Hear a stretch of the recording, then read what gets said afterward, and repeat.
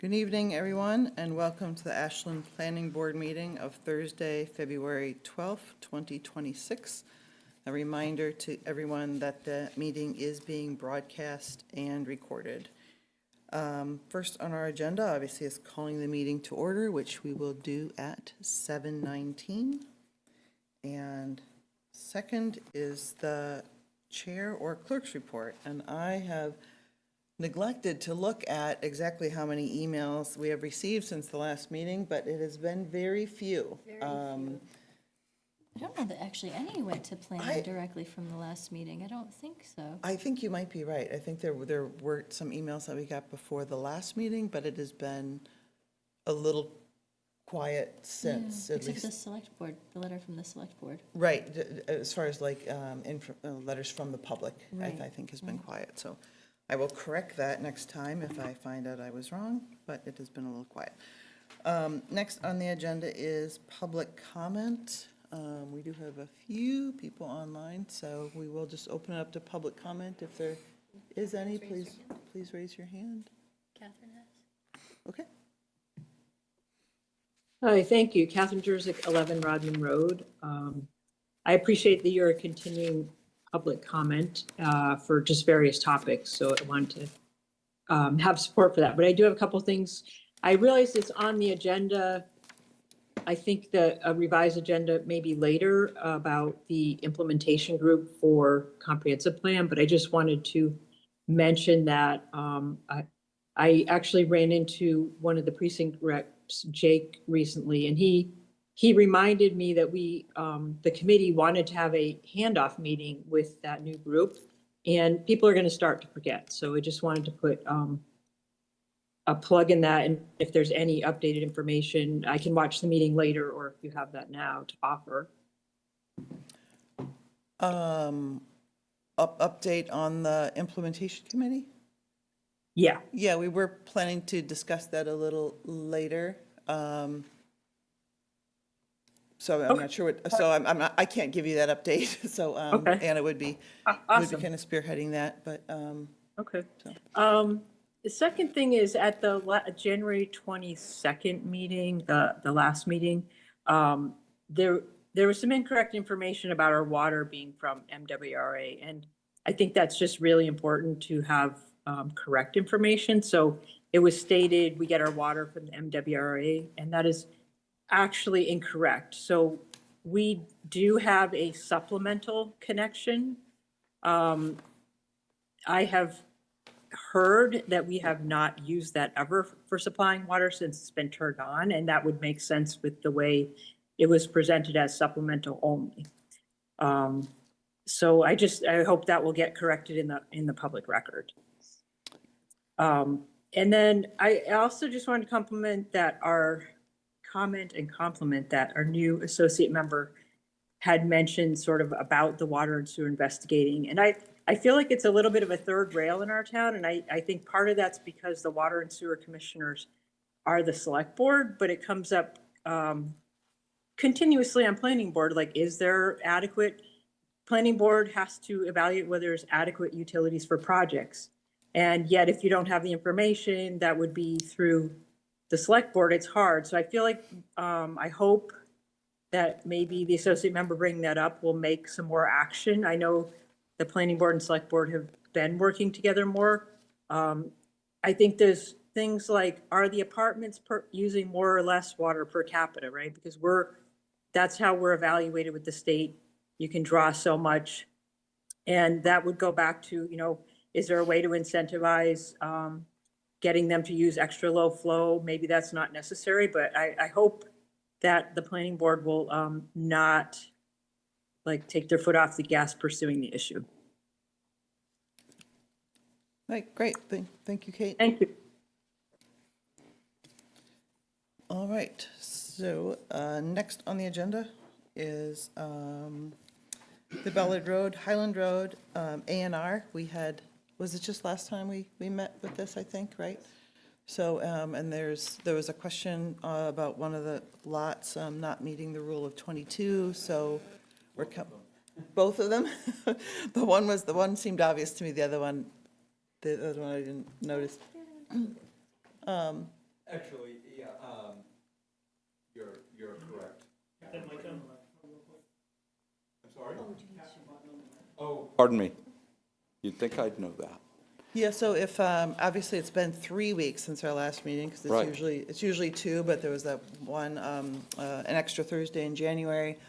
So it would certainly be good to refresh our memory about what's going on in the project. Sure. And if you could do that, that would be great. So for the record, my name is Jason Panos, practicing law at 246 Andover Street, Peabody, Massachusetts. I'm joined by the applicant, Representative Sandra DePietri, representative of the DePietri Group, LLC, and our project civil engineer, Mark Allencar of MP Design Consultants. Sandra is of 735 Main Street, Boylston, for the record again, and Mark practices at 118 Turnpike Road, Suite 200, Southborough. So by way of update, since we met on January 22nd, we accomplished the following. We submitted a stormwater permit application with the Conservation Commission for hearing on February 23rd, just a couple of weeks from now. And obviously on February 2nd, we submitted to this board revised A&R plans to create the zoning conforming lots subject to the rule of 22 and otherwise. The chair was initially right. The lot that did not conform to the rule of 22 was lot parcel A, which is marked on the plan on the screen. You may recall from January 22nd, this is the type of plan that the chair requested, showing the A&R lots superimposed on that 1950 subdivision plan.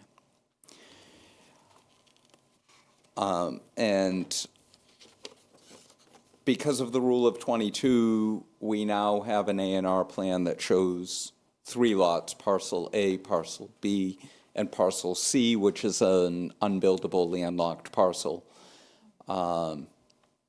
And it will be used for stormwater management, utility placement. We haven't quite figured out exactly what, but there will be a use for it.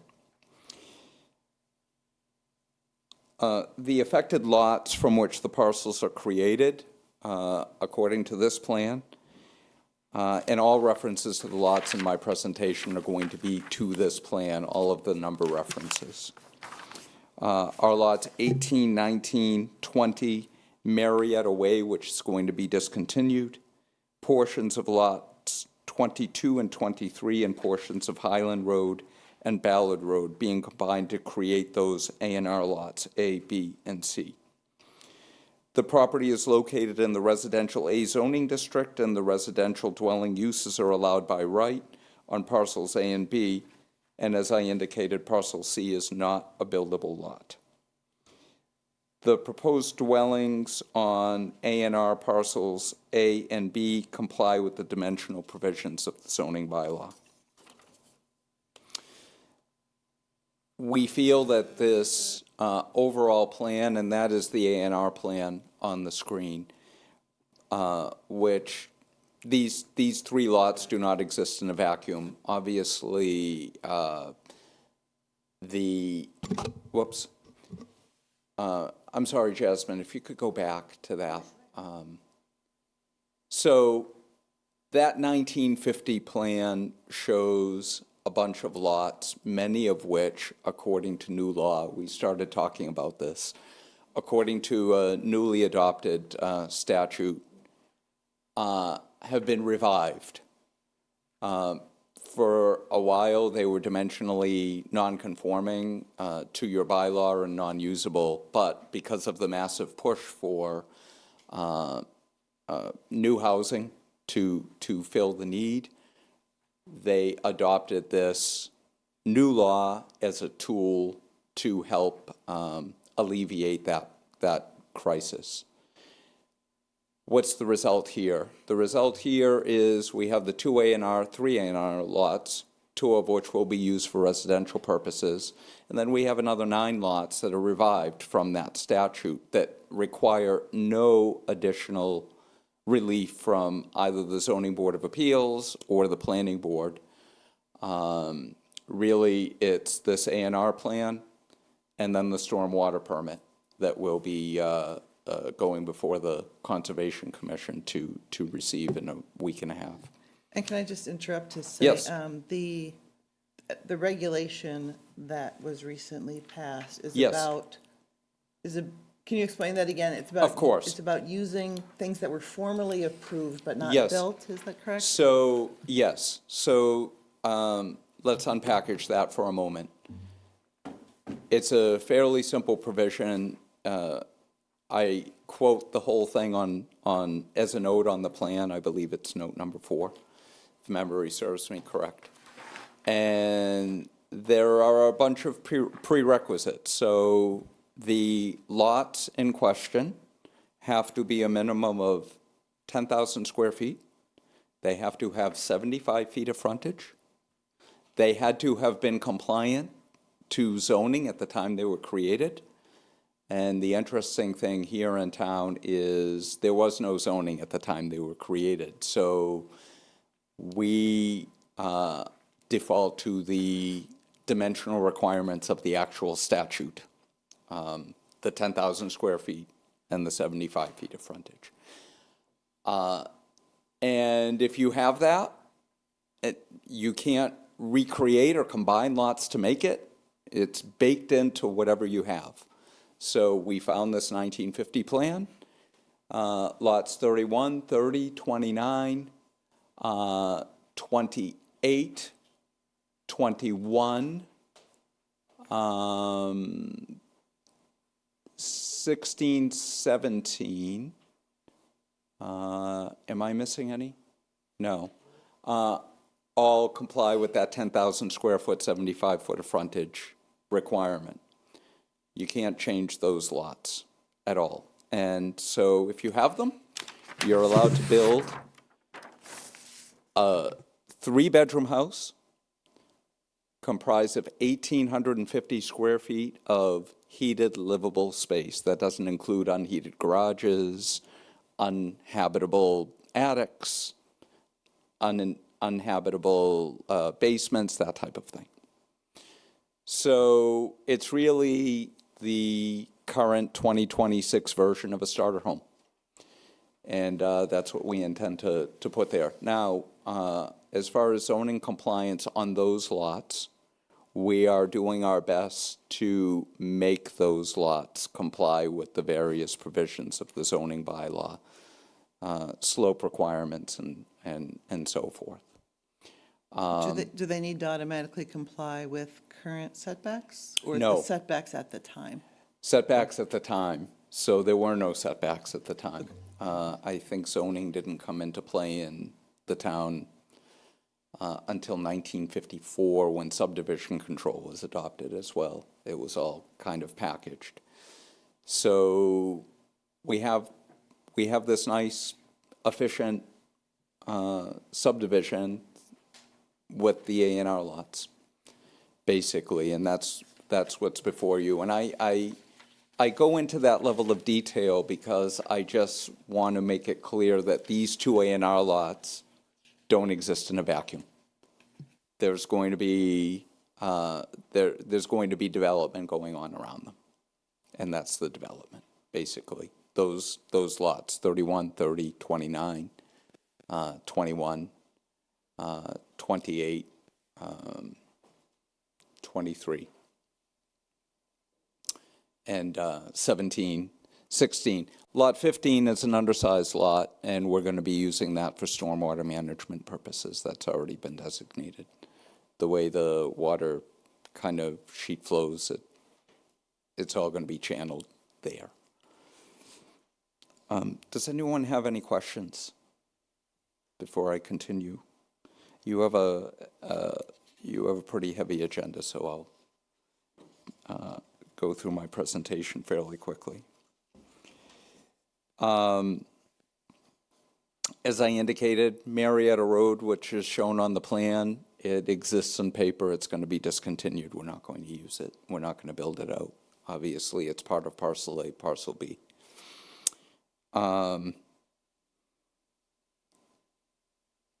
Jasmine, do you mind going to the A&R plan itself? So you can see that the frontage to the A&R lots are through these cul-de-sacs on each side. Deputy Fire Chief Lynn Morahan reviewed these. We provided her with a swept path analysis, and she concluded that the tower truck can navigate the proposed cul-de-sacs without damage to the apparatus.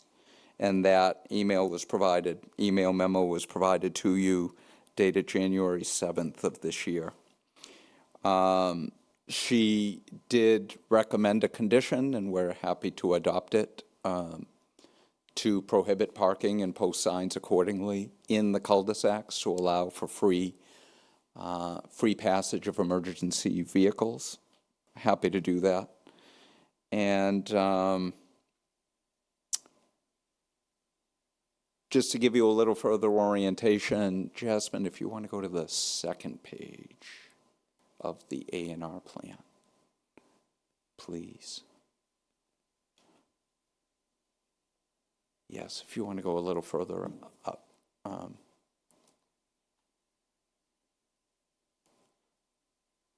Yes, so there are houses that, actually, it's not shown on this plan, but there are houses that were built according to this subdivision plan on Upland Road, which is the road that Highland and Ballard intersect. And there were houses that were also built on Ballard Road that go about midway to, I don't know if you can see where the line is that shows the 24-foot wide dimension. The house lot goes to about there. So Ballard Road is improved to a point. Highland exists on paper. It's gravelly up to a point. All of those roads obviously will be improved. It's a 40-foot right-of-way on each side. The paved width will be 24 feet. So they're decent roads. They were ahead of their time when they were designed back in 1950. So with that, we would ask for your endorsement of this A&R plan. And I'm happy to answer any questions along with our development team. No, go ahead. Since you can't park in the cul-de-sac, are you gonna be developing the driveways large enough to be able to hold 3 vehicles since they're 3-bedroom Yes. houses? Yeah. Yes. The driveways are entirely zoning compliant. We have enough space. So actually, we provided the board with a zoning plan. Is that up? Is that the zoning plan? The zoning compliance plan shows, actually, that's it. Okay. So the driveways are entirely zoning compliant. In other words, there's 10 feet from the edge of road, wide enough to accommodate 2 cars plus a parking garage, which will accommodate that 3rd car. Gotcha. And then, I'm assuming you're not gonna start on these end units, are you gonna start on the side units and kind of build down, or are you gonna start here and then build out? Good question. I'm going to defer to Mr. DePietri on that one. Sandra, do you want to come up? Name and address for the record. Thanks. Sure. Hi, Sandra DePietri, 735 Main Street, Boylston. So the way that we're contemplating right now is we'll likely do Ballard Road first and then start work on Highland, probably, 6 or 7 months after the fact. Just sort of so everything gets phased out and you're not pushing it all at once. Cool. And there's a significant amount of stormwater management appurtenance that has to be developed on Highland. So that probably motivates a lot of that Yeah, too, right? but, the lot A, assuming I'm getting that right, the one on the left, that will likely be the last home built in the project, the way that we're looking at it. Yeah, okay, thank you. You're welcome. So the A and R is about creating these two conforming lots, which need to be created according to today's zoning, That's exactly right, right? Not, right. right, in order to change this existing plan. And so the two lots are both about 30,000 square feet, which is right for the zoning. And then, is that 30,000, it includes the right-of-way and the cul-de-sac? It does. So because it's a private drive, it can include that. Exactly. And so while the fee interest, the ownership of the lot is entirely part of parcel A and parcel B respectively, it will be subject to easements that we will record on record to accommodate the right-of-way. It'll be a right-of-way easement.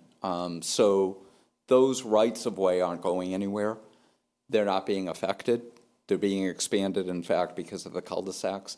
But we needed the fee interest, that we needed that so that we could make the compliant square footage, the zoning compliant. Right, and then and then that easement also then applies to say, you'll be using that for lots 29, 30 to access those lots. That's You'll be correct. You'll be using that easement which you're creating in advance so that so you can access those lots. So they're That's not exactly landlocked. right. Okay, That's exactly right. They will not be landlocked, and actually, the way the easement will be probably written is an easement created to benefit, and I'll reference I think we're going to create a homeowners association to benefit that homeowners association, for everybody to pass and repass, lay utilities in a manner in which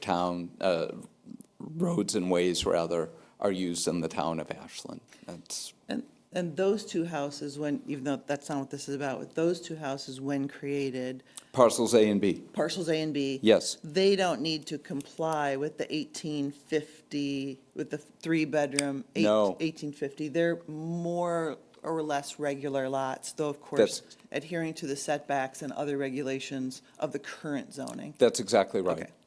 That's exactly right. But even with that, it's fairly, well, it's not tight. You could see the dimensions there. However, even with that, we're proposing 2,500 square foot houses. So we're still, it's not like we're going to do these 1,850 square foot houses on the other lots and put these McMansions on these A&R lots. No.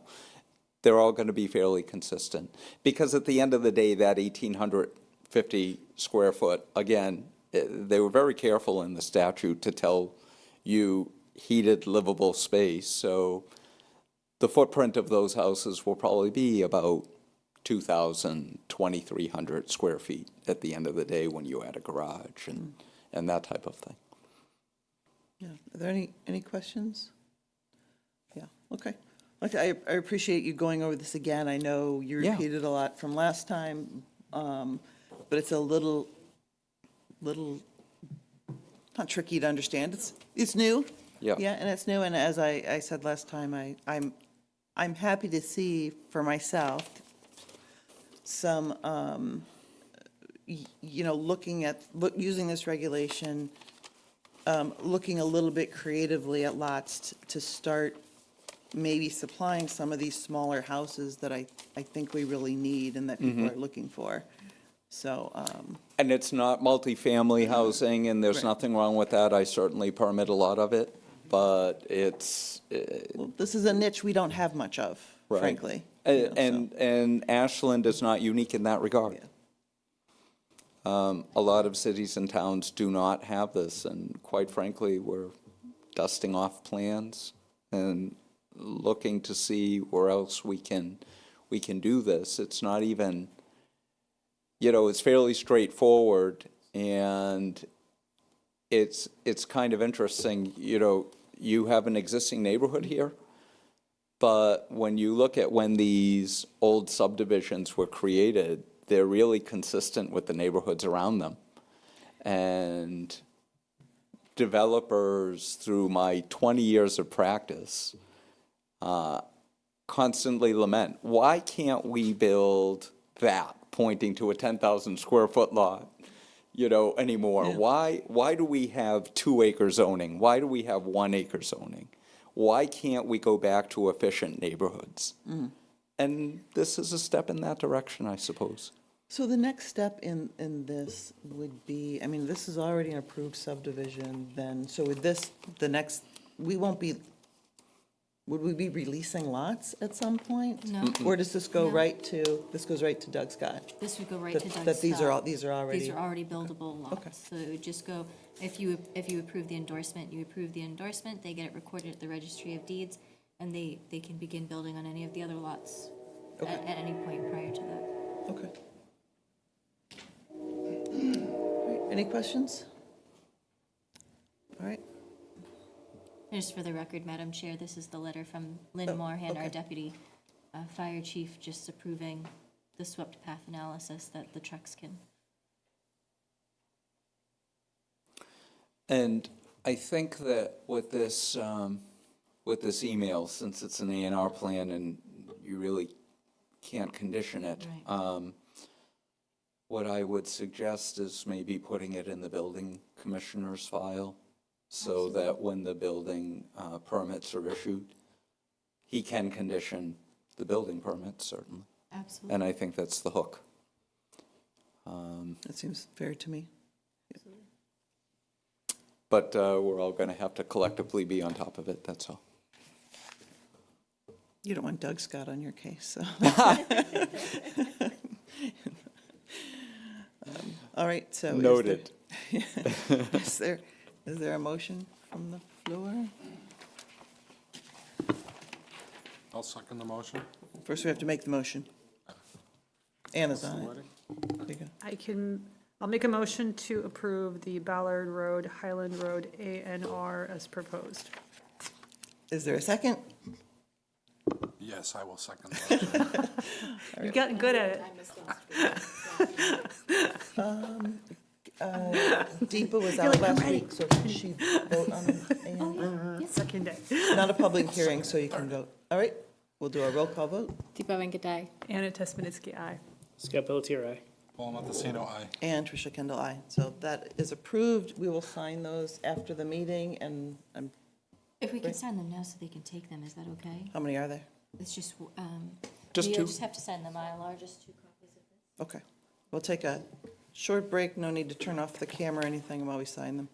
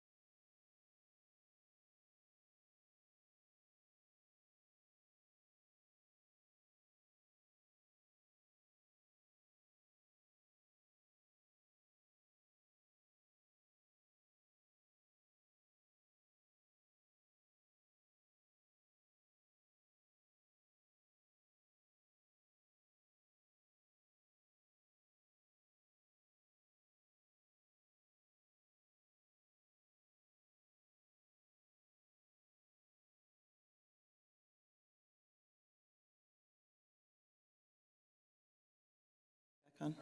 Yeah. I'm sending this email from Lynn to Doug Scott right now and CCing you. That's great. Yep, that's awesome. Okay, so next on our agenda is the public hearing section. We're trying to organize the agenda more and more. As you know, all of these public hearings have been continued.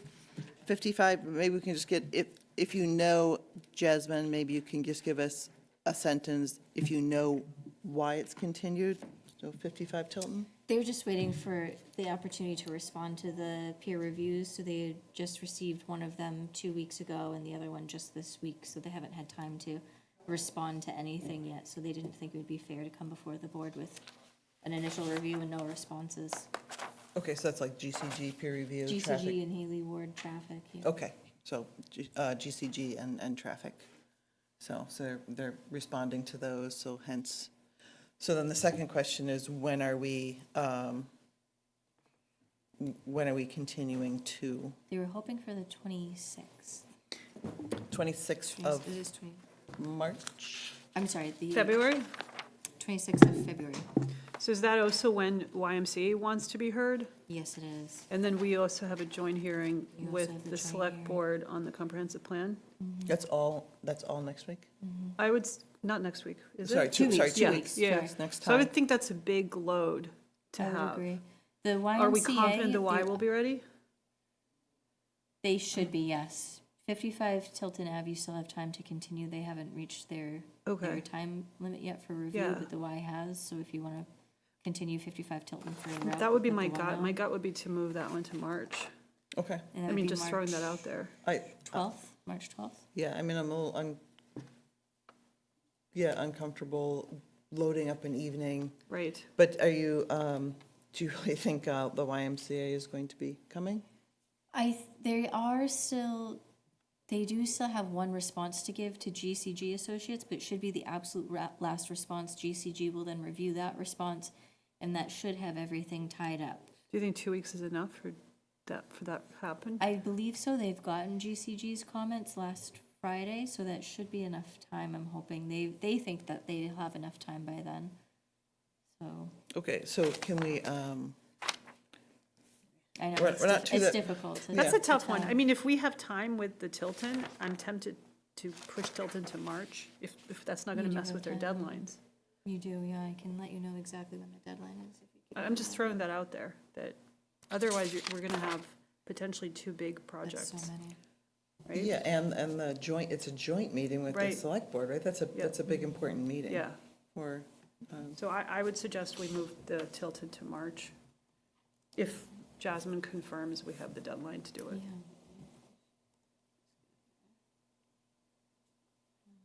Although 240, 260, that's the other one that we I need to. don't, yeah, I think that's being pushed out further. That's being pushed out much further, so that they Gotcha. were actually asking for the first hearing in March, the Cool. 12th, because they're Yeah. nowhere. That's why I'm thinking Yes. Tilton and that one to March, and The Tilton, we've got time, we've got until the second week of March, sorry, so it would have to be continued until, we'd have to open it that day, that March 12th hearing to be able to continue it again, to ask for an extension at that time. Their deadline would be up on the 15th, so if we continue them to March 12th, It- we'd have to ask them for an extension. Is there anything about like, I mean, I know we don't want to get stuck with all of this at the same time, but I also would feel bad if we push Tilton and then can't, and then YMCA I needs know. to be pushed. Yeah. And then Tilton, want it to be on that, like, is look, there? we can move them all to the 26th, both of them to the 26th, and then What, see- Just put them on later in the Yeah. agenda and see. put them later and go see how it goes. Might be a late night. yeah, well, why don't we put them on the 26th, but it, and then we can determine when it seems like, if both of them are actually going to Right. be Show up. prepared. we can let them know how much time they have and what we are going to want to cover during that time, and to give that information to us accordingly. Okay, You know, because for both of them, we have been waiting, right. so we're just gonna control that about what we're gonna hear that night and how long we're going to hear it. Okay, so why don't I'm gonna make a motion to continue 55 Tilton Ave special permit and site plan review to February 26th. Second that. And a roll call vote. Deepa Venkateswaran. Anna Tesmanitsky, aye. Scott Pelletier, aye. Paul Montesino, aye. And Tricia Kendall, aye. And so YMCA, that's next on that's, and they were, you just said they were also waiting on one thing, and that's why you expected them to be ready. They should, everybody's anticipating they'll be ready, that's what they've said, so Okay. barring something astronomical. And their deadline requires it to be the 26th of February. Yes, because if not, we have to get another extension from them. So I'll make a motion to move 30 Memorial Drive YMCA to February February 26th. Second that. And a roll call. Deepa Venkateswaran. Anna Tesmanitsky, aye. Scott Pelletier, aye. Paul Montesino, aye. And Tricia Kendall, aye. That's the 26th. Now, 240 to 260 Pleasant Street. Jasmine, what did you find out about them? So essentially, it sounds like whoever was in charge of the rec program at the church has since left that position, and nobody's since filled that position, so that's why we haven't heard anything. They're talking with whoever might make that decision now, if they would like to consider withdrawing or continue to keep continuing. They haven't gotten any decision yet, so as of right now, they'd asked if we could continue until March 12th, but they are asking the powers that be if they would like to either withdraw or if they think they'd be ready to present again. Okay. So March 12th would be the. March first 12th one. would be the next one they'd be looking for. I'll make, do you want me to make a motion? Yeah, that was, I had just Yeah, asked go. Jasmine, that, hey, there's just, you know, what's going on that they're Right. continuing so Yeah. much, because it's not that big of a Right. project. Yeah. And so she said there was that kind of personnel issue, that no one's taken this up. So I also put out there, and I'm not sure who makes this decision, that they could, if they wanted to, withdraw without prejudice. And again, I don't know who makes the decision about the fees, but that perhaps the town then could waive the fees, the application fees. If they reapply, they would still, Jasmine said they would still have to pay for like a butter notification, that kind of fee, but I think that's probably much smaller than Then the actual the application. actual fee, application yes. fees. So if you could find out about that too, just if Absolutely. they're interested in that option, I don't know what power we have to not have fees, but. It's but you could- actually the board's purview to waive the fee, Oh, so okay. anybody could ask that you request reasonably that you waive a fee, and it's up to the board. You can't, obviously, you can't waive the two fees, you can't waive the public hearing notice fee and the abutter fees, because that's, you can't, you have to notify them, and you have to pay the paper, but you can waive the actual application fee. How does the board feel about that? I don't think we need a formal, I'd have to pull it up off the top of my head, because it's not just based on the application, it's actually based on the size of the project, and they filed before I even got here, they filed a year ago, so. I just thought it might be best, instead of us kicking it down the road, to let them kind of get things together again, and then kind of come at it fresh, but without having to pay Seems like a good idea. whatever fees there are. So if you want to, I guess, just, if the board is in agreement, you can kind of give them that option, and they could make a formal request then, if they Absolutely. wanted, that we could talk about on March 12th, if they want to pursue that. Absolutely. So, okay. All right, so I guess that needs to be then continued to March 12th? Yes, So I'll please. make a motion to move 240, 260 Pleasant Street, site plan review, design plan review, and site alteration Second. to March 12th, sorry. Still second. Okay, roll call. Deepa Venkateswaran. Anna Tesmanitsky, aye. Scott Pelletier, aye. Paul Montesino, aye. And Tricia Kendall, aye. Okay. So, I guess we have one more thing, but it's different. In-law apartment zoning bylaw amendment. So this is taking a change in direction. So pursuing the questions that we had talked about last time, I dug into my building code. It's very exciting. I dug into the bylaws, also very exciting, and couldn't find exactly how those things came together to kind of prevent someone from doing, to putting in a second kitchen, or like, where does it talk about in-law suite? So we had a meeting, another meeting with Jasmine, I, Doug, Lisa Mead? Beth, and Lisa Mead, where a lot of us crammed into a very small space. And the conclusion was that the conclusion was really from Doug, that this is about a means of, I don't want to say controlling, that's the wrong word, but of keeping a record of these in-law suites that someone can develop, that can put in their home, under the normal building code, under the bylaws. There's nothing that says they're disallowed, right? Because it's just a group of rooms inside your home. But with our new ADU bylaw, which we needed by state regulation, the concern is that someone sells a house, someone buys a house, and you think you have an ADU, and you don't, right? Or there's no, so for there to be an understanding of the difference between the two. So this is being pulled as a planning board amendment. I mean, it's no longer in our hands. But I believe we will be seeing at town meeting a bylaw outside of a planning bylaw that requires an in-law apartment to be, what's the word, to be registered? Hold on, she said, sorry, she did send it to me. Yeah, so this is It Lisa. has to be recorded at the registry or recorded against their deed and provided to Doug Scott Right, to so, show that it's, It's more a documentation requirement. yes. and she'll create a And she's specific presenting it form. as town council, rather, like, who's sponsoring it? Doug will probably present at Okay. town meetings still, but she's also creating the form. So when somebody creates it, Doug gives them this form, that's what they record. And then they bring that recorded form back to Doug, so that way there's no mistake that maybe they meant it in this, maybe they meant it in that. She's creating the actual form for them to record, so that way you'll know this is specifically this, we didn't call it an in-law. No, we but called it secondary suite. secondary suite. Sorry, I had my microphone off, secondary suite.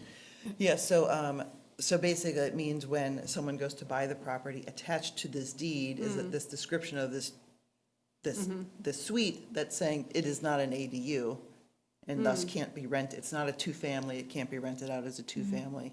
It's not a two-family home, and to make that kind of clear legally. Does that make sense? Sort of. So the big thing that I wanted to, after reviewing the meeting, what I really want to push on is the fact that it says it has to be owner occupied, right? That was part of his wording, that if you have an in-law, that it has to be owner occupied, which I don't agree with, and that you can't rent it out. Because what I'm thinking of, let's say I have my But I house. don't think that's happening anymore. It's no longer in our. Neither of those two parts are on there. No. Well, it's not you could, whatever is on there, you can address at town meeting. It actually is a very little description of, it's not, I don't think it's a Should we long. share it? Yeah, you can. You can bring up the wording. Oh, then I'm misunderstanding if it's there. what's that? Sorry. Oh, I thought you meant like it's just gonna be a documentation thing when there is. Well, a- there's still a bylaw. They still have to add it Right. to the general bylaw, so that way he can require this document.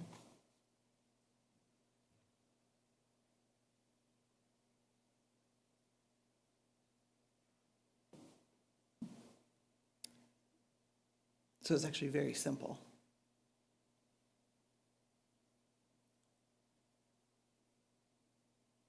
So this has nothing to do with who can live there. This doesn't limit who can live there. No. Okay, well, that wording was in the previous bylaw, and I wanted to make sure that that was addressed, but it doesn't look like Right. it's in on this, Right. so And as this long isn't as. changing that. Yeah.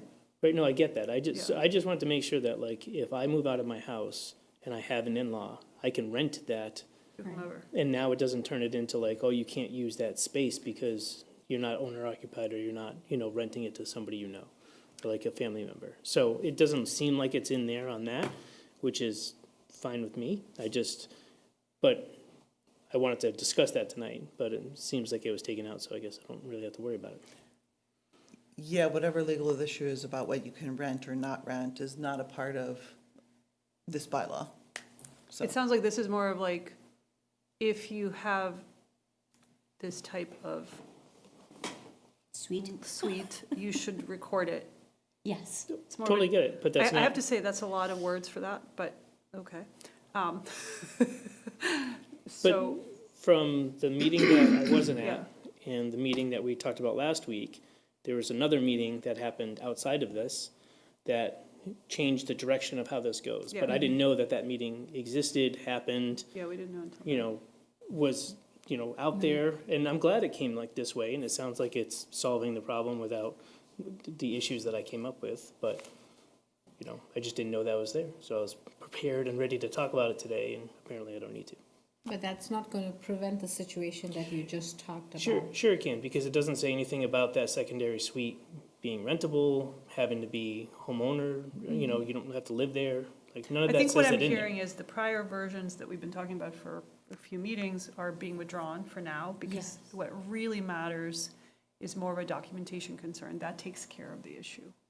So it sounds like what you brought up may have been spot on, that it may not be necessary by state law. But when I rent my home, what happens to that secondary suite? Nothing, it just stays recorded on your deed as a secondary suite. So the family that moves in as a rental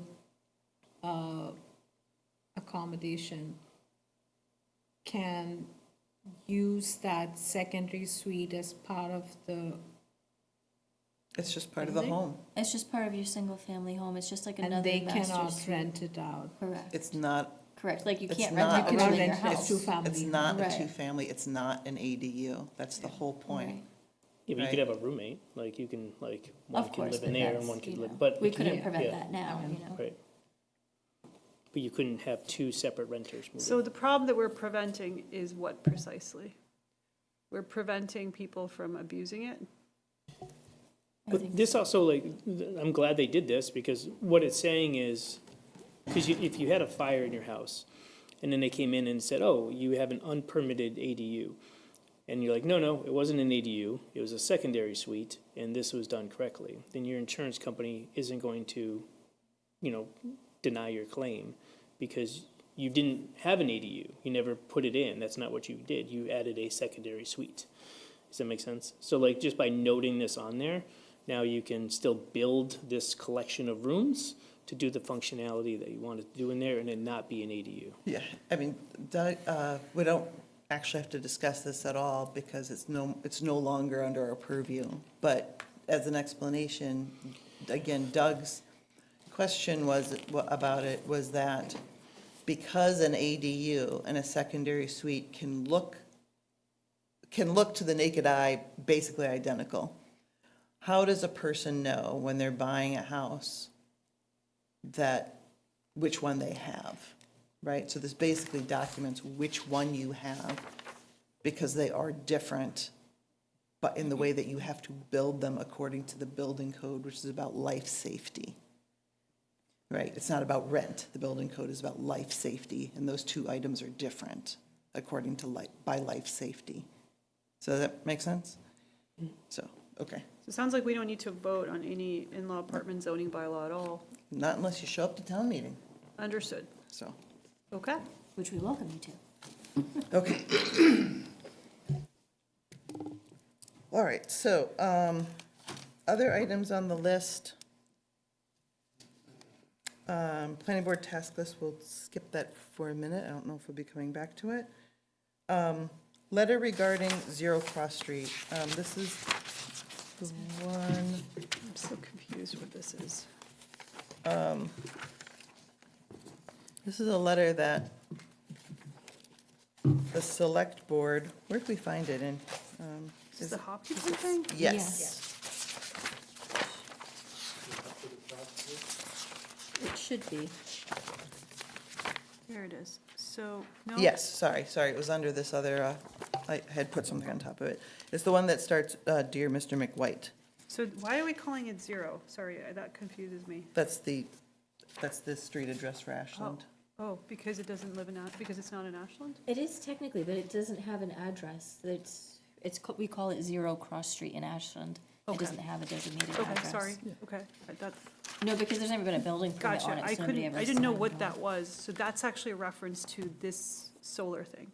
That little tiny Okay. square that's in Ashland on top of that, that's Gotcha. exactly what Okay. it is, That was the, yes. thank you. Yeah, so, the way we left this last time, and we had, the few residents, who were, involved in this, inquiry were here, or, speaking online.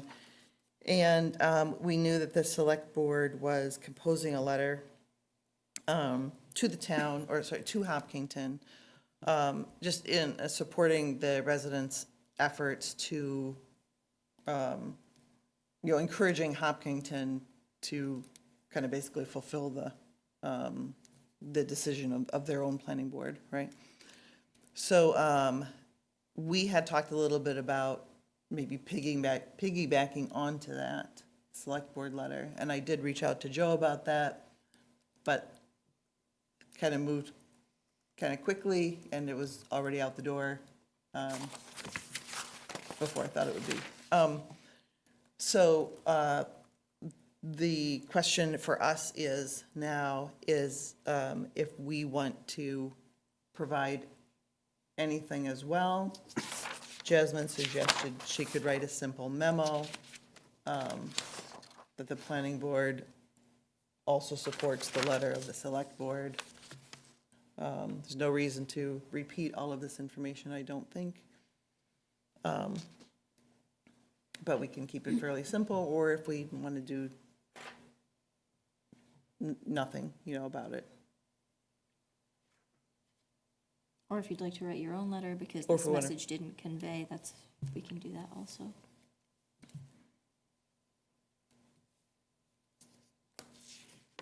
My gut reaction when I first read this is it conveyed the message very clear, just loud and clear what the next steps were. So I didn't, in my head, I didn't think we needed another letter to say exactly the same thing, but I'm just trying to understand who has jurisdiction closest to what this is.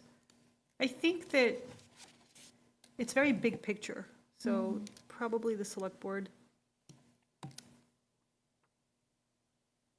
I mean, unless we disagree with it, if we're all in agreement with it, and the select board did this as a unit, right?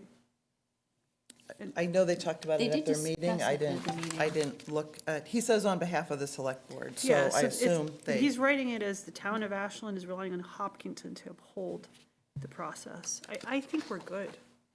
I do notice it's not dated, so is this a draft that hasn't gone out yet? No, it had been emailed by Okay. Chairman Mignani, but Susan Roby had sent it to me and said since he emailed it, she didn't have the Yeah. specific date, so that's why she had it blocked out, but I can get that information for you. So so are you saying that, hey, they're good, we don't need to have anything from the planning board? Or do you want to have a memo showing planning board support for the select board's letter? I'm okay with either one. I was just wondering, because it's a planning board, in Hopkinton, it's a planning board issue, right? It's a planning board decision. And we have often, and not with the new board, of course, but in recent years, talked about residents coming forward and Yeah. being in support of our residents. So the way to handle it might be, because the select board wrote to the select board, right? Who do they write to? They were No. writing Municipal to They wrote- inspections. Hopkinton, I think that's their building Director of inspector. Municipal Inspections in Hopkinton. Oh, that's interesting. So they're not writing to the board, they're not writing to the equivalent of a select board. That's interesting. Oh, no, they're CCing the select board of Hopkinton.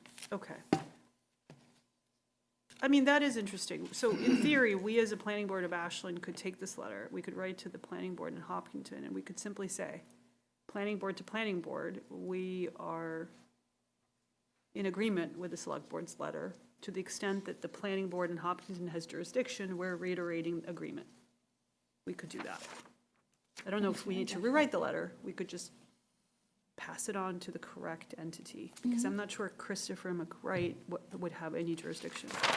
Well, I think it's about enforcement at Right. that point. I may then. also yeah. recommend just CCing their town council, Probably, yeah. just because I know their council is involved in it, so. If you want to write it to their planning board and CC their select board and council, just your letter of support for this select board's letter. So what I'm trying to like,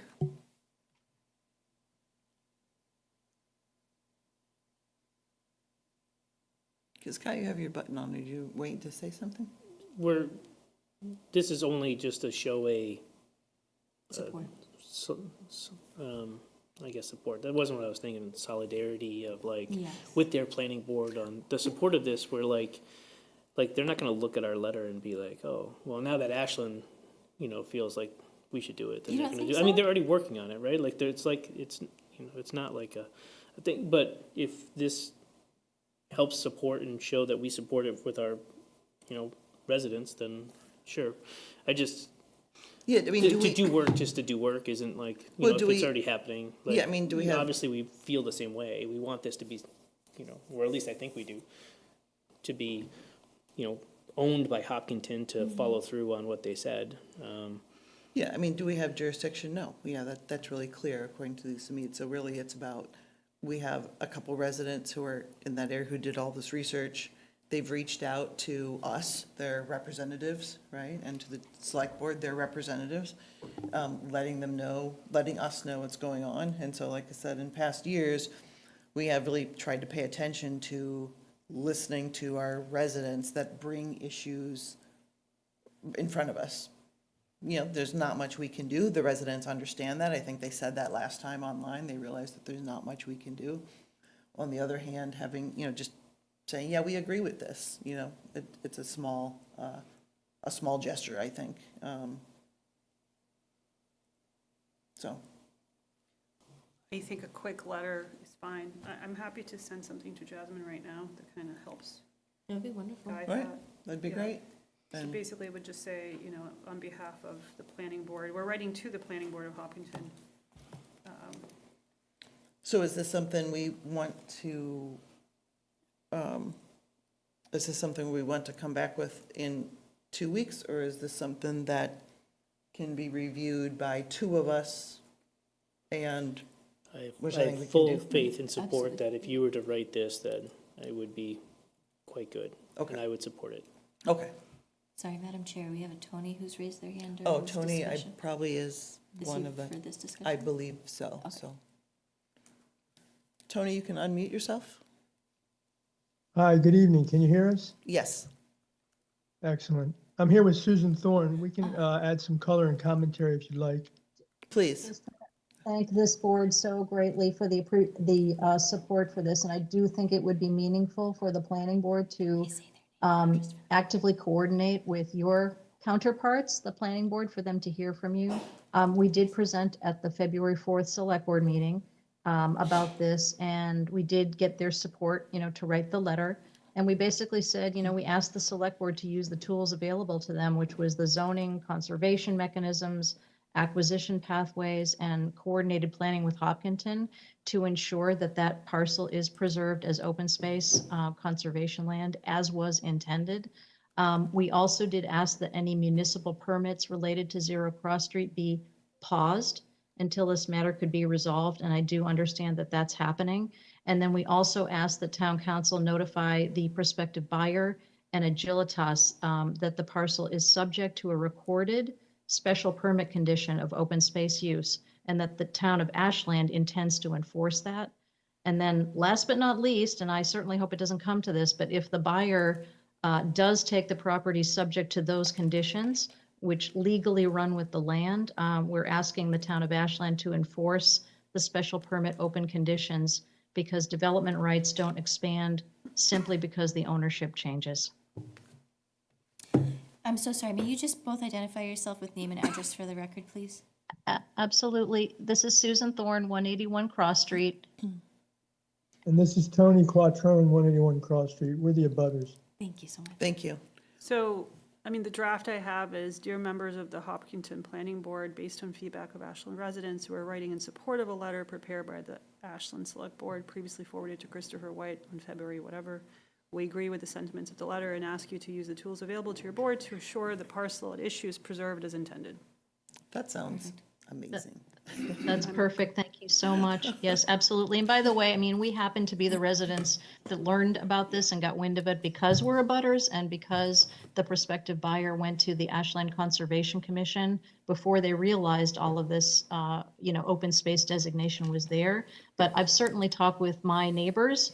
Some of them are in Ashland government and, both Ashland and Hopkinton residents who use the trail system that's on that land. And everyone is absolutely supportive of protecting this beautiful forested piece of property with the trail system. I mean, it was a condition of that solar project going in that be part of the open space. So it would just be an absolute, travesty, candidly, if that was not kept as open space. Right, understood. And Do we need to vote on this draft? I think we should. We can take a quick vote on it, and then we Okay, can, so I'll make a motion to send that letter to the Hopkinton Planning Board as I read. all right, is there a second? Second that. And a roll call vote? Deepa Venkata. Anna Tesmanitsky, aye. Scott Pelletier, aye. Paul Montesino, aye. And Tricia Kendall, aye. So we will be sending out that letter. I sent it to both Tricia and Thank you so Jasmine. much. Great, thank you, very efficient. Thank Anna. you so much. Thank you. Thank you. See, those lawyers are good for something. I can draft a quick letter and type over 90 words a minute, yeah. Very helpful. Those are things I cannot do, so they're valuable It's skills. mostly because of my typing class in Brookline High School, but that's okay. That I don't almost do those anymore. My kids never I know, took typing I know, classes. I remember. typing almost Yeah. ruined my Seconds, GPA in high school. It is it's a powerful skill. It almost ruined my Way GPA. better than my law degree. Yes, it saves so much time. All right, it was a hard course. All right, yeah, the rest of these other two things are kind of on here. Well, first of all, item C, Design Review Committee discussion, just a very short note about where this is at. Lisa Mead, Town's Council, has been very busy recently with lots of bylaws and different things that she's needed to write, So much letters stuff. and reviews and whatever.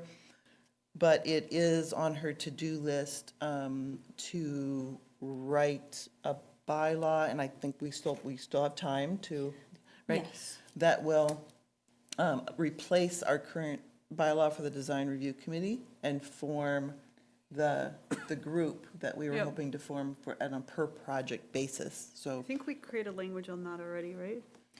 And she's just drafting the more, Gotcha. because we had asked if Yeah. they could do it on a rotating basis, Gotcha. so she's Yeah, just yeah. trying to work that language in. So that's where that is. It hasn't, I'm hoping still that is on the spring town meeting, because it We just did seems. submit the notice of intent for it, so Right. the deadline for that was the 27th, so now we've got until April 2nd to get the actual bylaw Okay. language, so. So there's a placeholder for it, which I'm pretty excited about. I think it would be a nice way to handle Great, these projects, awesome. so. Hopefully get some members. Yeah, Great. so that's, so that was just a report about where that is. Any questions about that? Okay, but it will be coming back for discussion once we have something on paper. Item D is a discussion regarding comprehensive plan implementation committee. This is something Anna has been working with Yeah, Yolanda on. Yolanda sent a draft a few days ago. Unfortunately, I didn't get to it until today. And she did a great job summarizing what I also recall from the comprehensive plan. So she created a one-page summary, which I don't know if that's been circulated, but in my mind, it's perfect. And it basically says that the committee would consist of a planning board member, a select board member, 5 to 7 members of the public, Can you bring it up, do you know? with the past, I have it right here if you want me to send it to you. Yes, Jasmine. please, we if you can don't bring it mind, up thank on you so Um, much. Let me think about how to do that. Do you know how to send it to yourself? Sorry. Actually, you know what? Let me find it in the email format. One second. Thank you. But while I'm sending it to Jasmine, essentially Yolanda summarized it exactly as I remember it. And then kind of like what their task is, she took it right out of the comprehensive plan itself. Oh, wow, okay. So it seems spot on. There's one sentence at the end of it that talks about like how often they're gonna meet that's a little bit ambiguous. That maybe we can clear up altogether with the select board. But I honestly think it's perfect, and I responded to Yolanda today. And as far as I know, we have a joint meeting on the 26th to address it. Sorry, I'm struggling to find it. I don't have it, sorry. Hold on a I second. received Is from that meeting in person for everybody, or is it virtual? The 26th, it's a hybrid meeting, Hybrid. so. Yeah, between us and the select board. And is it just for this, or was it? The housing for- production plan as well, Okay, yes. housing production plan, and then they were gonna try to piggyback Yes, since this we were on as already well. all together. Yeah, to talk about this letter on, and form the I think I found it. implementation committee. Yolanda, I think I got it.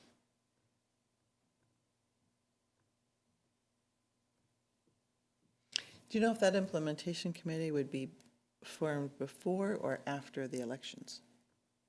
as we're getting so close? I would think as soon as possible, probably before, because in theory, it's going to be full of the original comprehensive plan membership.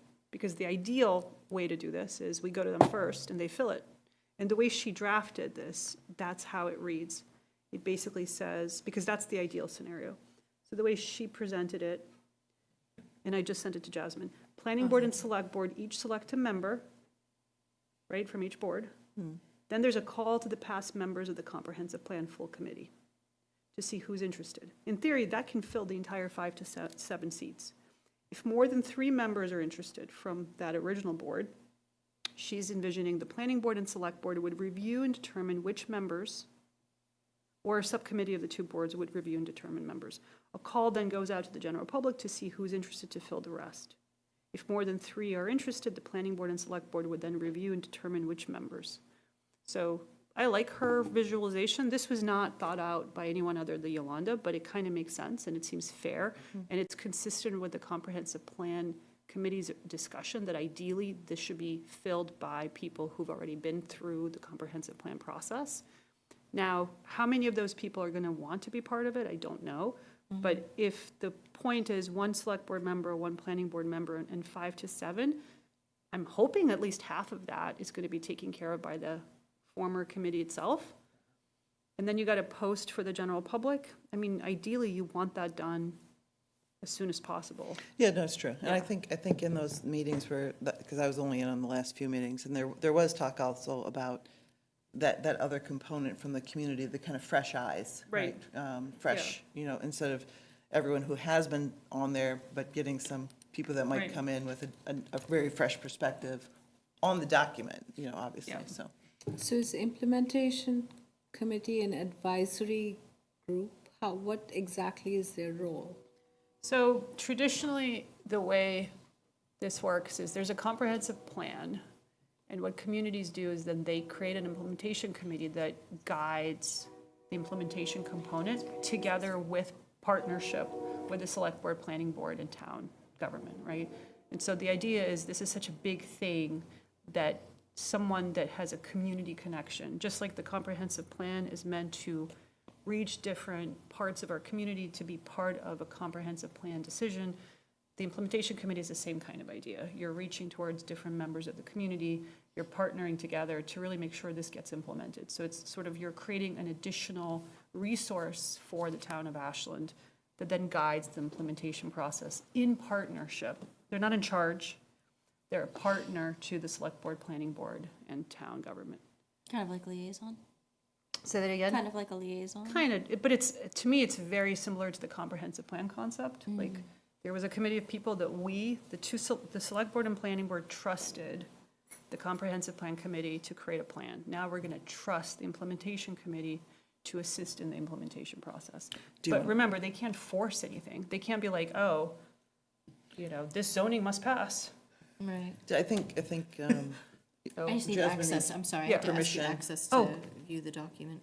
Oh, how do I do that? Sorry, this is a Yolanda document. Oh, I just said, Oh. I might have gone to Yolanda then, because it asked, I had to send to access. Sorry, Ask access. Yeah, did this go out did this? No, go- I didn't receive this. Okay. Yeah, this was something that she sent Anna. Okay. So maybe download that page and then send it as an attachment. I can just cut and paste it. Hold Oh, on, there you go. I can do that. Sorry. No, please don't be sorry. Yeah, I'm just gonna put it into the email. There you go. So now you should have it. Just cut, paste. Yeah, And now I just need to so go. today, it's just for any comments that we might have Yeah. about the composition of that group, because we will be discussing it with the select board. Yep. I think the point is that, okay, we now have this written document, and it's to have like a small group that it's their whole job to keep looking at it, say, what's the low-hanging fruit we can go for? What are our priorities for this year? What's the priorities maybe for the next 3 years, and then who's involved with those, like, It is right out of the comprehensive plan what they're supposed to do. She cut and pasted it into that middle section. This language about key responsibilities is directly from the comprehensive plan. So Yolanda just cuts and pastes what they're supposed to do.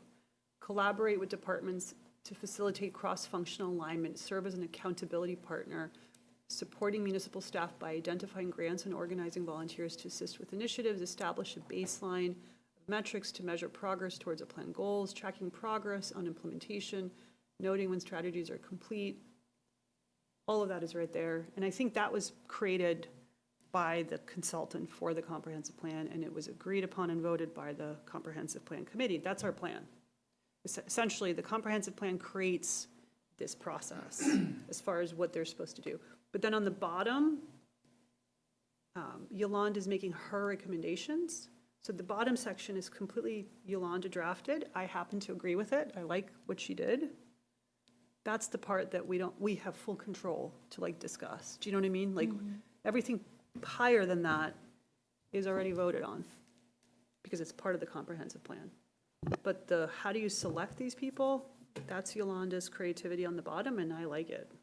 Yeah, it works for me too. I don't, is your problem So with I it? understand the kind of the behavior metrics of the implementation Yep. committee. Looking at it from the other side, how do they comply with the implementation? So there's different segments of the comprehensive plan, and people are gonna say, hey, we wanna have this service, we wanna have this. Yeah, you can't How do you- force. how does that get You pulled in? can't force that because a lot of that is gonna be zoning. So presumably, they're gonna write to us in a year or 6 months, and they're gonna say, hey, we're the implementation committee, there's about 10 different zoning things you guys need to do, and we're gonna have to draft them up, and we can't force the public to grant them. Right, and that's We're gonna some- go to town meeting, and we're gonna be like, we're just doing what the comprehensive plan said, but we can't force that, to your point. The public Same has thing to with come Yeah. into this discussion and to be able to put something into Which was the town. whole process of the comprehensive plan. So the whole idea was, as part of the comprehensive plan, we had a ton of meetings with the public. This is what the public wanted.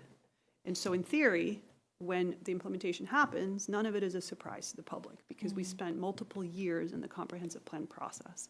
But the implementation committee is going to now be like, okay, the public wanted it, here's what everyone needs to do. But then if the public changes its mind and doesn't vote for it at a town meeting, we're not going to be able to force that. Well, I think there's even a note up there, which strategies are complete, in progress, not feasible, or when alternatives are needed, so that's even there, right? It can change, right? It's flexible, it's supposed to be a working document. So, yeah, I don't have a better proposal for choosing the committee. I think the way she drafted is pretty reasonable. Like I said, the only thing that was a little confusing to me was the very bottom sentence, where they would select a chair, vice chair, and set the initial calendar based on the recommendations of the comprehensive plan. I just don't remember what that is, like in the comprehensive plan itself. So my only suggestion to Jasmine would be for this joint meeting, I think we should bring the comprehensive plan with us and look at what that is, because I don't remember those recommendations. And we may want to like air that out and make sure we know what we're agreeing to. Because I don't remember that schedule being in there at all. Yeah, I don't think we need to vote on anything like that tonight, because the vote is in a bigger group, and the select board may Yeah. have some other ideas that we might think, oh, that's a good idea. I want to change it from this. But we can so- informally see if we agree on it, informally. I wonder if there should be a zoning board member. There wasn't for the comprehensive plan. Yeah, The- but this implementation, it's like somebody who needs to have that perspective. It's great, there's a planning board, select board, but I think if Their a jurisdiction lot is, of the zoning, the comprehensive plans it was such a broad stroke. When you come into implementation, I think I would think you need that strength of a zoning board member being part of this group, but. I mean, their jurisdiction, in my opinion, is very narrow. They do specific types of zoning that I don't recall anything in the comprehensive plan touching on their zoning jurisdiction at all. All of their zoning stuff in the comprehensive plan was purely planning board zoning. None of it was the jurisdiction of the zoning board. Because, correct me if I'm wrong, Jasmine, the zoning board's jurisdiction on zoning is really quite limited to 40Bs and Variances and special Variances permits of and- very right. specific kind. I don't that think used to any of go. that was in there. And what would happen is, if I'm wrong and there's like one zoning thing that has to do with them, the implementation committee would involve them.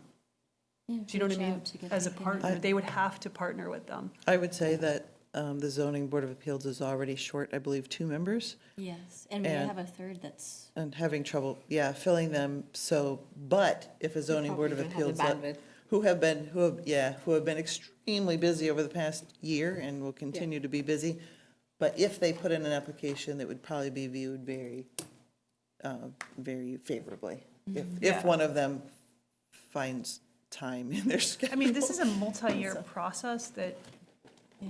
doesn't touch their jurisdiction, and if it does, it's gonna be so narrow that they will get involved anyway. We'll find out more as this comes into fruition. That's right. All right, so are we good on that?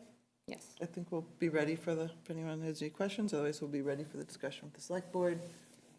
Seems pretty, So informally, we're good with it? I think that helps am. the select board. I would say yes. Yeah, okay.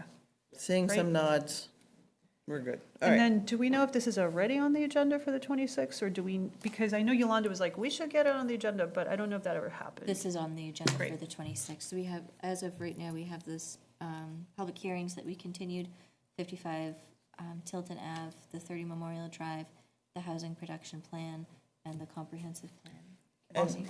and both of those public hearings would be after the other Yes, things. after the joint hearings, So- yes. So that we'll see Great. then about who's really serious about Yeah, coming. So, how much they really, really yeah, get going. yeah, I mean, the other thing that we should think about is if one of us is ready to step up and volunteer, in theory, at that meeting on the 26th, we would choose someone from the planning board and from the select board. So in some ways, that's something we may want to discuss now, or come prepared to that meeting if you want to step up. Right? Like, we should discuss that. Yeah, well, I mean, we can take a minute to discuss that. I'm not sure everyone's had time to absorb it, at all. Yeah, and to Trisha's earlier question about the timeline, at least my position is up for vote this May. So if I say I raise my hand and I do not continue, I don't know how that Then we affects would the vote for implementation. Then let's say we vote for you now and you don't get reelected, then we would just vote for someone else. Like, that happened when Kate withdrew from the planning board, right? I think Tricia stepped in at the end. So that's not a big deal at all. Any of us could, in theory, at any point decide to leave the board. I will say, I really enjoy doing the comprehensive plan, and it would be awesome to see it through. I can see benefits to having me be on the implementation committee, but I think it would be really exciting to have a new planning board member who's thrilled to do the implementation component. I do want to say it's a multi-year process, so it's not a joke of a process. But that's kind of my 2 cents, that if there is no strong interest on the board, I'll step up. But I think there's benefits to new blood on the implementation side of this thing as well. So I'm not going to fight for it if there's someone who's like all in for a few years. Well, and also, I guess just because we're in this, discussing this kind of role, I'm going to put out there as well that as of May, I will be completing my 5th year as chair of the board. And just so to think about roles that may take a bit of time, I am going to be looking for someone that either would like to step up and be chair, and I would be very happy to be a very supportive vice chair that trains and helps that person into that role. It does take quite a bit of time, or, or continue another year as chair, but have a vice chair that is in training, kind of like you said, the board you were on, right? That the person is in training to ideally, obviously no one knows what the future holds, but to step up next year, because I'm getting kind of tired. You need a break. And those are 2 big roles. So chair, vice chair, and implementation committee could be 3 big roles. So may not be ready to figure that out right now, but give it some thought. And And I was pretty green when I stepped into this role, so do not be afraid. I mean, I will say, So- ideally, we should come to the 26th with some idea of who's going to do it. Do you know what I mean? That's the ideal. But it's a lot of pressure today to just decide that. We don't have any meetings before the 26th, right? No. I'm not sure that has to be decided Yeah. on the 26th, but, But Well, to I your mean, you point, wanna I think it's form it something to look quickly. forward. Yeah. May will Yeah. be just around the corner. And if yes. So, I mean, you're right. On the 26th, we could just agree to the process with the select board, and then very quickly, we want to make that decision. So the following meeting would be what, March 12th? Yes. So in theory, this, if we all agree on it in February, in March, we can post and make the selection on March 12th as to who that is on this board.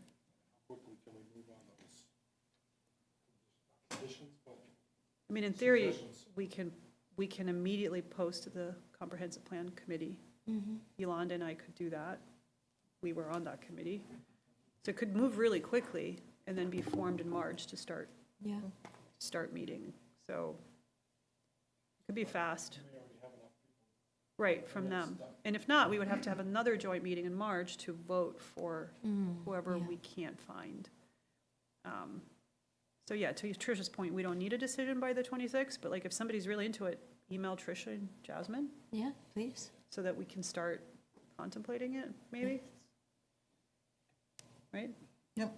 Sounds great. And if people are pulling papers and need help, just let me know. I'll do my best.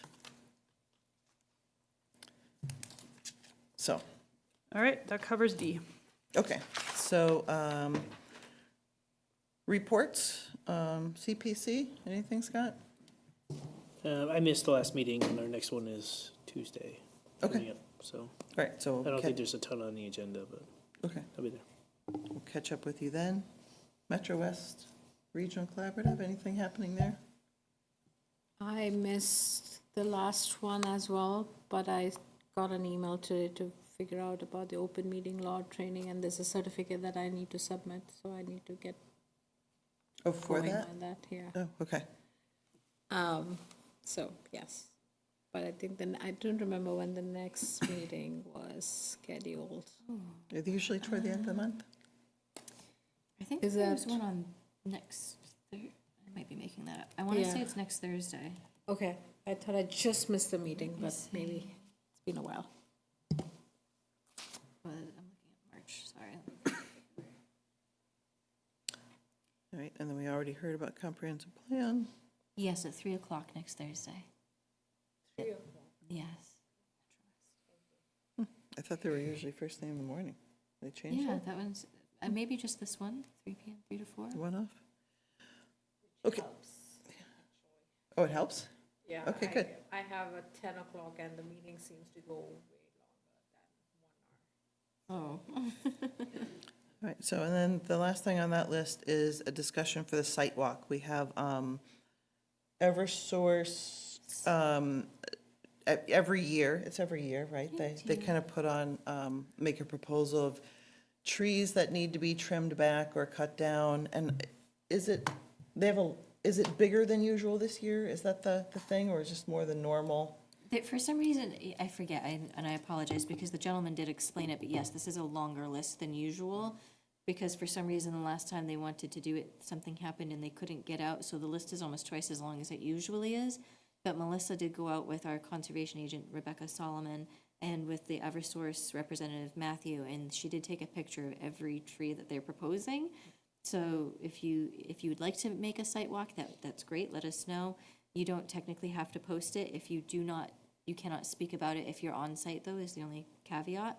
If you would like to speak about it on site, just let us know and we'll just post it like a public hearing 48 hours in advance.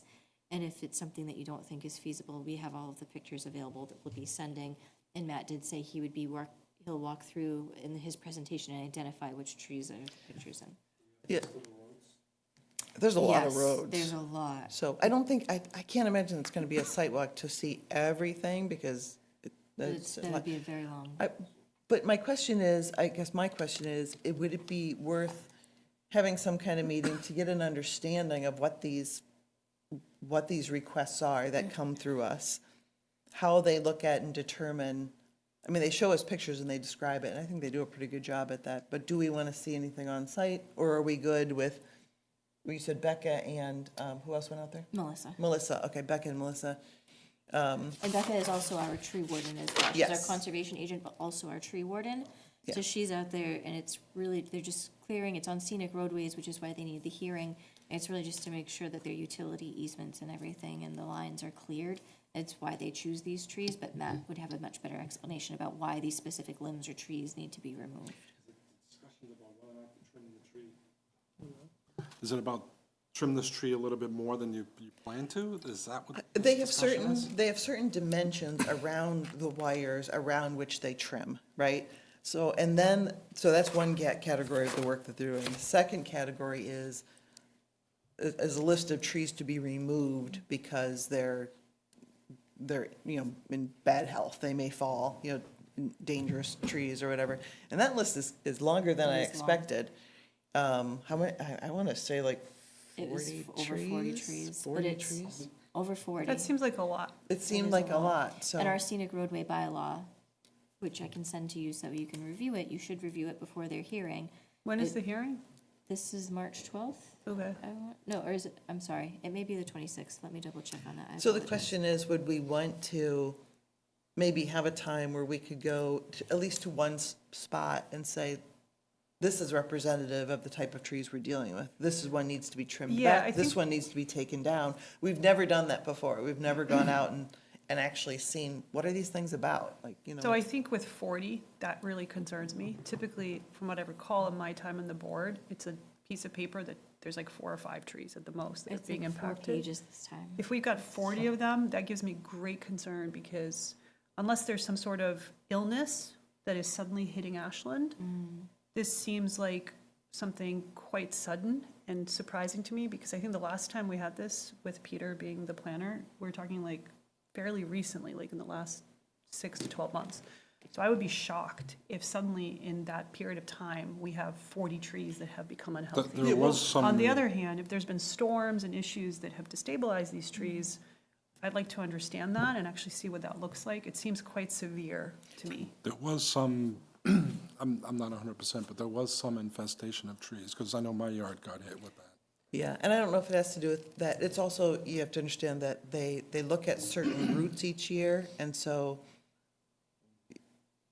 you know, that, it's not that all these trees suddenly appeared, it's that they haven't looked at those routes in however many years, because they do them on a rotating basis, right? I think the routes, you know, Yeah. the certain roads. I think we right? have, yeah, I So- mean, I think it's a great idea, is the bottom line. And I'm Right. just going to throw out there that Eversource interests and decision-making technically could be quite different from our obligation. We do have jurisdiction to protect these trees. Right, And so that's why, these- that's why. These two things will have a point of conflict, like, I'm not going to just agree with what Oh, Eversource says. understood, but that's why Yeah. I, you know, also Yeah. have a tendency to ask Becca, who does have an expertise and who is dealing with this stuff every day. Absolutely. And the applicant was more than willing to be Yes. present on the site Yep. visit as well, so you could ask. So is Becca agreeing with the 40? I would have to ask her if she agrees with all of them, but she is very studious in what she does, and she would be I think, in my opinion, one of the first people to recommend this tree doesn't need to come down. But she it hasn't, should be. I guess what I'm saying is, has she already opined that this is recommended for all 40? I would have to, she hasn't said that this is outrageous, and she did go out, and it did sound, but I haven't asked her that specifically, but I Okay. certainly could. Yeah, I But she think, didn't say like, you know, these are really unreasonable, or this is way too many. It does sound like there's a lot of work that needs to be done, but obviously, Well, what kind of, knowing that this would be a very difficult thing to coordinate, what kind of timeframes work for people that would like to attend? Now, if you're like, hey, I'm good, it's not required that you attend, but if you have an interest in attending, throw out So- some times that actually work for Yeah. you, like some, hey, I can do, so I sometimes have Fridays or- flexibility Wednesday, Thursday, midday, like if we can do like a late lunchtime, like a 1 PM or something like that. Wednesday and Thursdays, I tend to be more midday flexible. How much time are we thinking? 1 hour, 2 hours? I think it could easily just be an hour. I think it's going to be giving a sampling. I think they have the roads laid out that you can look and drive along every road yourself, but I think it's about sampling and at least for me, it's like an hour sampling of an understanding that then I can apply to other To others. situations. The other thing I'll say is like the sun is setting later now, and so like an early evening could also work on Wednesday, Thursday are usually good for me. Like a 5 o'clock would. Yeah, Yeah. exactly. I'm with you on the time, like noonish. Wednesday, Plus or minus Wednesdays is we're open good. until 7, so if you want to do a So it could be Wednesday like at a Wednesday 5, at 5, we can which certainly would be great, assuming the majority are available. So it's not midday, but right as the day ends. I could do either one of those. I prefer the 5 because then I could actually stay for the full hour. Not that I'm worried about it necessarily, Yeah. but we think about traffic, because if it's on a public road, a scenic road typically is public road, so we gotta worry about right. commuter rush hour. traffic. Yeah, You know, people are not exactly driving well. yeah, we could also like commute together. Like in theory, we could meet here at the You could planning meet board, here. we could meet us at this building and all get into Yeah, one we- car. We would try to have to try, Close, to yeah. Becca would probably be able to pick out a good site where Right. people could stand and observe without Yeah. getting run over. Yes. Yeah, but I'd rather like if drive with someone, so we're not parking Yes. 6 cars. All right, Right, we could so take a should town we, vehicle, should we look for like a Wednesday at 5 in beginning of March before Yeah. the, when it starts? They're here, they'll be actually before you on the 26th, because they only have 30 days to post a hearing. Oh, of So they will February? be on for the 26th of February. You obviously don't have to make a decision that Okay. day, but we have to open it at least on the 26th. So we can open it, but we can, yeah, I don't see us, well, I mean, we can, At least have them give the presentation, and then you say, we'd like Yes. to schedule a site walk to review yeah. and continue it to the I, next I would say meeting. we do that. We open it on the 26th, we get all the information, and then we know what we're looking at when we get there. And then we discuss it again on the 12th or whatever, once we have all that knowledge. So I would be saying, looking for a site walk maybe still in beginning of March. That would be great. So does that, Seems reasonable. okay. So Mine look is a at the- maybe, but when we get closer, we'll figure it out. Okay. Why don't we look for the first Wednesday in March, Perfect. if, At 5. yeah. Do you want me to send that out to everybody so you can all look at your calendars?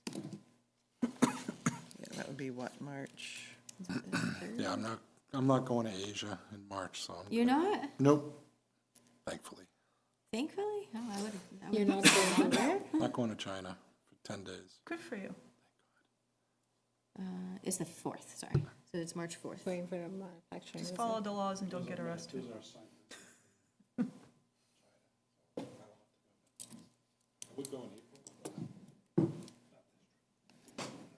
Okay. All right, so, tree walk. But what would also be helpful, in my head, I think the last time we saw this was January 2025, or maybe earlier. It feels like it's been a while. Oh, The from tree- the- Eversource? Yeah, and maybe there was just one specific street that we had that, to Anna's point, there were about 4 or 5 trees in one. So maybe comparing which street that was That would help. compared to where this is coming up, maybe I like to that. Eversource's point, if it is not the same streets that they've looked up. It is In a some while. of them. Howe and Cross Streets were the ones in 2020, last year, and they have Howe and Cross Streets on there Yeah, again. that's why I'm not really happy about this. Yeah. Because I So think it's can the get you exact that same list so you can streets. see. And from again, a lot can 2025. change. There's, weather changes and storms, and it's been a rough winter. It's been a rough couple months. Yeah, and also, do we know that the work was actually done? That, the other, Right. maybe it wasn't, Yeah. and Right, so and it that's carried something that over. carried over. Yeah, just because it was approved doesn't mean it was done. Yeah, if this is a repeat, then great. But that's not what it sounds like. Yeah, so we can get the information that way. Okay, Perfect. so, all right, ongoing and new projects, housing production plan, 40Bs. I guess we're down, unless there's anything that we really need to talk about there, we're down to meeting I don't minutes. have anything new. Let's see, so this is from January 22nd, not that long ago.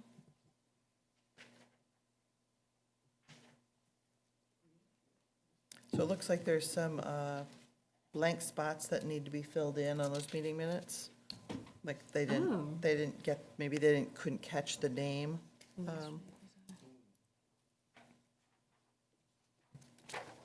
So we'll have to edit those and get those to you for next.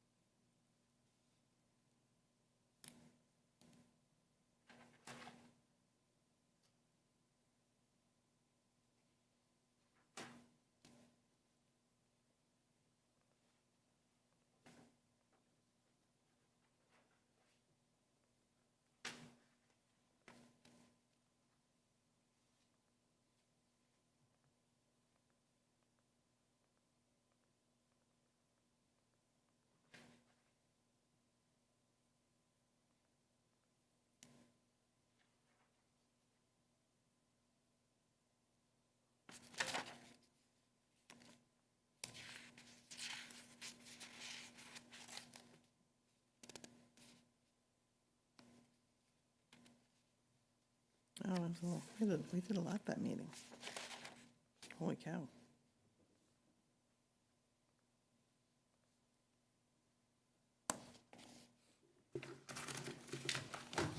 So can we still approve these with the blanks, or do we have to wait for it to come No, back? they can be filled in later, like, right? You can approve them with amendments.